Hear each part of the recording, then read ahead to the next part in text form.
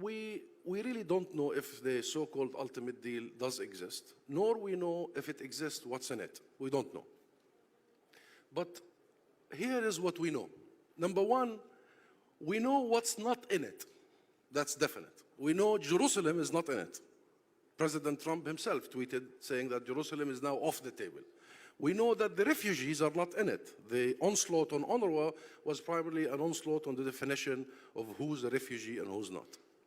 We know that borders are not in it. The issue of settlements and the illegality of settlements are not in it.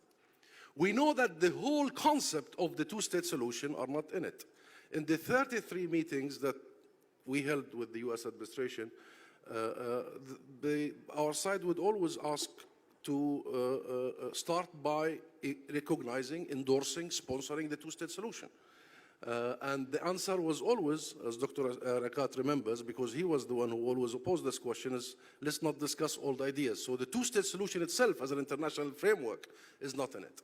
The second thing that we know is the only thing that was revealed in the so-called ultimate deal, which is the economic side of it, the Kushner workshop in Bahrain.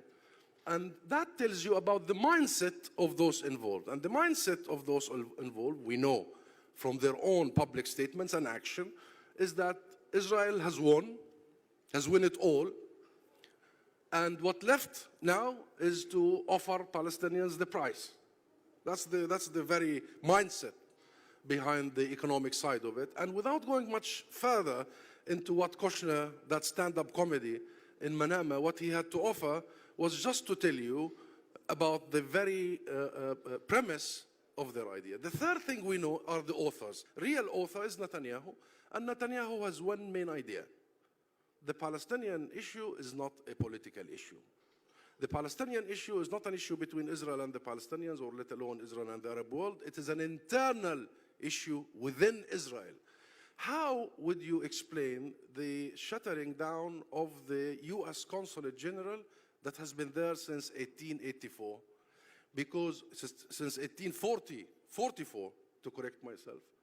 How would you explain it? And it has become a small little section called Palestinian Affairs within the US Embassy to Israel. Because the Palestinian issue has to be a small issue within the Israeli overall affair.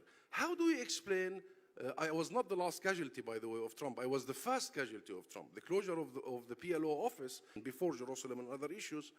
How do you explain shutting down, closing our office? It's a matter of de-recognition of the Palestinian leadership, Palestinian collective representation, Palestinian peoplehood.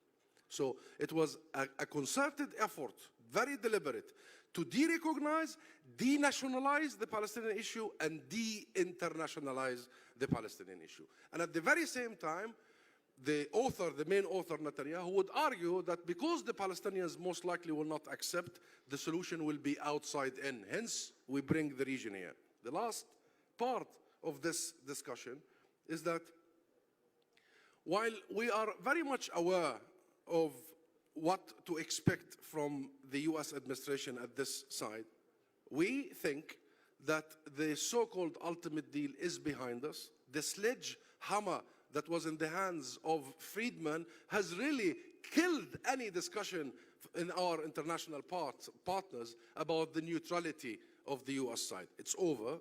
The only question is, where do we go from here? And is there a backlash that will be created because of Trump, like the law of physics?